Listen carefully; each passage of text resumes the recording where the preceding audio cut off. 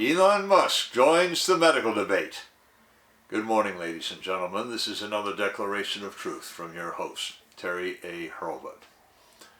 Early yesterday morning, and I mean very early, or else late the night before in the Pacific time zone, Elon Musk directly joined the medical debate of the century over immunizations against the virus that shall remain nameless.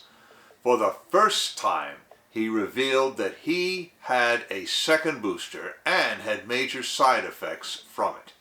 He then revealed that his cousin suffered severe myocarditis and required hospitalization. These tweets have brought swift reaction, not all of it sympathetic. The non-sympathetic users don't wish him ill, at least I don't think they do, but they deny that he actually fell ill, which shows just how sensitive the medical debate has become. Before I show you how sensitive, and I promise you I will be talking about papers from both sides of this debate, I do want to shout out to the prime sponsor of this channel, which is Conservative News and Views, link in the description. And be sure to check out the awesome CNAV Store. Scroll down near the bottom for that link. Lots of great merchandise there, especially this t-shirt that I have chosen for today, which reads, "Do not bear false witness." And there's been too much of that lately, going on these last 3 years, and no mistake. One thing more. If you like what you're about to hear, you can like this video. You can also click the bell icon to get a notice every time I come out with a new one. In fact, do you see that new icon, that heart shape with the US dollar sign in it? That's the Super Thanks icon. If you really want to keep these videos coming, click that and leave me a tip. Any currency will do, so long as it's legal tender. Now, first a definition. Myocarditis is inflammation of the muscle of the heart. When that happens, it can throw you out of rhythm, and if that happens, seconds count.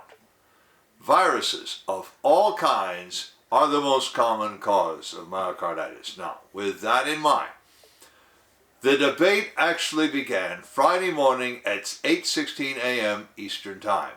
Rasmussen reports released the results of a poll in which they asked people whether they had taken the jab, and if they had, what happened to them. I have a link in the description to their tweet, and also to a 10-minute video discussion. Note the key finding. 68% of respondents say they took the jab, and 7% of those takers, of that 68%, reported major side effects. But the Centers for Disease Control and Prevention, or CDC, insists that side effects are rare. So how rare is rare? Well, according to the primary European regulatory agency, rare means anywhere from 1/100th to 1/10 of 1%. 7%? That's considered common. About an hour later, user Scott Adams quoted the tweet and asked his followers, and I quote, "So how do we interpret this?" Close quote. I have a link in the description to his tweet. 18 hours later, Elon Musk joined the debate with his own medical testimony.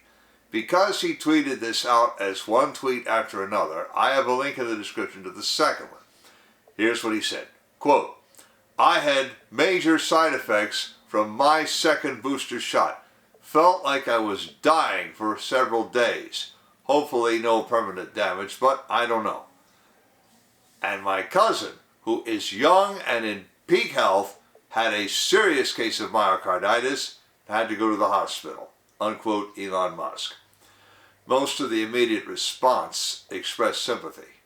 This included some of the most prominent critics of the jab. For example, Peter A. McCullough, MD, a frequent critic, shared a graphic on myocarditis resulting from the jab. I have a link to his tweet in the description. And also to an article he wrote and published in October of 2022. In it, Dr. McCullough lays out his case, and then he calls for the withdrawal from the market and total discard of all immunization preparations against this virus. Now, in all fairness, I must also link to another article someone else shared in rebuttal, and also a link to that man's tweet. The article appeared in American Heart News, a publication of the American Heart Association. The authors insist that the infection poses a greater risk of myocarditis than the immunization. Their study originally appeared in a journal titled Circulation in August of 2022. I have a link in the description to that article. Now, it may or may not be significant that the preparation that study studied was AstraZeneca, not Pfizer or Moderna. Now, overall, I would estimate that about half the reaction to Elon Musk's medical evidence, admittedly anecdotal, was favorable to him. The rest were unfavorable and include many downright rude tweets that I will not describe further. After all, I do believe in keeping my videos family friendly. Don't worry, if I ever have to tell you this is for adults only, I will. This is not one of those times. The only tweets worth sharing are those actually providing medical and biochemical evidence. Before I start sharing, I want to shout out to the prime sponsor, to a sponsor who can really help you through the economic storms to come. That sponsor is oursilverlives.com. Do you feel like you're working harder for your money just to get by? You are not alone. The fluctuating economy, employment issues, and unexpected changes in life have left many families struggling over the last few years. Collecting gold and silver can help shield you against many of these challenges. But if you're like me many years ago, you don't know where or how to start. Our Silver Lines helps by connecting you with thousands of members who are learning the secrets to creating and protecting true wealth by collecting precious metals. Oh, whether you just want to collect rare and unique coins or take advantage of the business opportunities this company provides, either way, they can help you learn to live an exceptional life. Visit oursilverlines.com to learn how you can build a legacy for your future. Now then, along this line, I have a link in the description to a paper on how fast the mRNA from the virus and some of the jabs, those from Pfizer and Moderna, can replicate. Most readers are going to find the prose very difficult to read, even if you understand the concepts. But it adds up to changes not in the genes of body cells, but in the enzymes and other proteins that process genetic material. So, the next time you hear about gene therapy, this is what they're talking about. Now, in their tweet, which I'll just quote here, the author says, quote, "Despite 2 positive reviews, this preprint got buried by an editor at a journal. We need to decentralize peer review. All the tools are in place," close quote. And as someone who has done peer review and been through the mill, let me say that I agree with that author wholeheartedly. I also have a link to a 1 1/3 hour motion picture titled Anecdotals, concentrating on those who have reported adverse reactions and the questions they have. An anecdote is a story, so anecdotal evidence is a collection of single stories. When you have a large number of stories that you sum up with numbers, we call those numbers statistics, and that is statistical evidence. Now, the anecdotal evidence cuts both ways. I have 2 tweets in the description that illustrate the point. First, reports side effects. Quote, 3 close friends who were injured. The first woke up the next day after the second shot with permanent snow vision for the rest of her life. She is an artist. Became suicidal. Second friend got a 3rd dose, fainted on a plane, went to the A&E with heart inflammation. Now, by the way, this is a British report, and A&E means accident and emergency. They say A&E, we say ER. Another had a seizure on the evening of the first dose. I should add, I have taken the flu vaccine. Well, I haven't, but this tweeter has. The 7 years in a row. Grateful for the rigorously trialed and life-saving medication science has afforded us, but the risk-reward ratio of mRNA tech that has failed standards for nearly 3 decades does not stack up for everyone, close quote. Contrast that with another tweet giving opposite statistics. He says that 25 of his relatives all took the jab with no bad effect.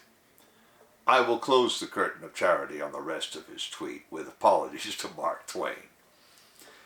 Now, here's another sequence with an interesting contrasted findings. Again, just one tweet will do here, because when you follow the link, you get them both.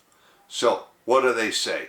Well, one of them, replying directly to Elon, says that what happened to him and his cousin was unfortunate, but the risk is still lower than that from getting the infection without having gotten the jab. In fact, he said it was lower by a factor of 11.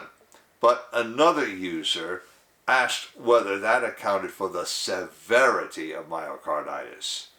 He says that the debilitation from the side effect of Pfizer's preparation was an order of magnitude worse than what he felt when he needed spinal surgery to treat a broken back. Hey, follow the link, read the cross discussion, judge for yourselves. One user suggested that the problem, if problem there is, comes from mRNA preparations only. He wanted to assure Elon that he got another preparation of a totally different kind and didn't have any problem with it. On November 23rd, 2022, Twitter revoked its medical misinformation policy. We now know that that policy came from an outside group with drug industry ties. 3 days later, 6 at the outside, Twitter administration deleted the policy. Within the last 48 hours, evidence has come forward that might explain the revocation. Not only did Elon Musk find the policy offensive to his sensibilities about liberty, but also, and more to the point, he had formed the belief that the immunization had injured him.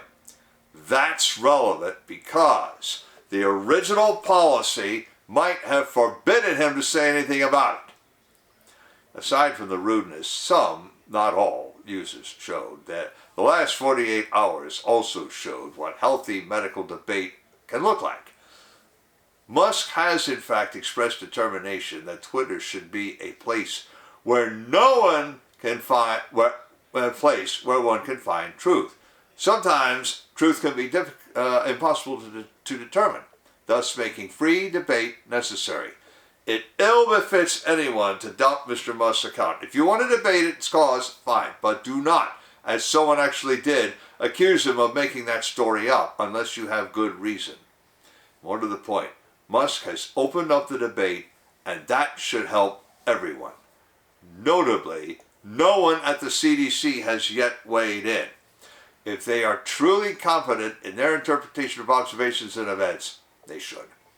Finally, I encourage everyone observing this affair to join me in wishing Elon Musk and his cousin full and speedy recoveries. Links in the description of the article to 3 tweets by Rasmussen, Scott Adams, and Elon, to Rasmussen's 10-minute video, to tweets by Peter McCullough and someone offering a rebuttal, to 4 articles in the medical and biochemical literature, to the movie Anecdotals, to 4 tweets offered in reaction, to my Declarations of Truth Twitter account, and to conservative news and views. I've also left links to the awesome CNAV Store and to oursilverlines.com, as I also mentioned. You know already about how to like a video, turn on notifications, and leave a tip. And on the end screen, I'm going to leave a subscribe link to my channel and links to my video on Twitter revoking its medical misinformation policy, to the Rasmussen video, and to the movie Anecdotals. This is Terry A. Hurlbut delivering another declaration of truth and reminding you to let the truth set you free.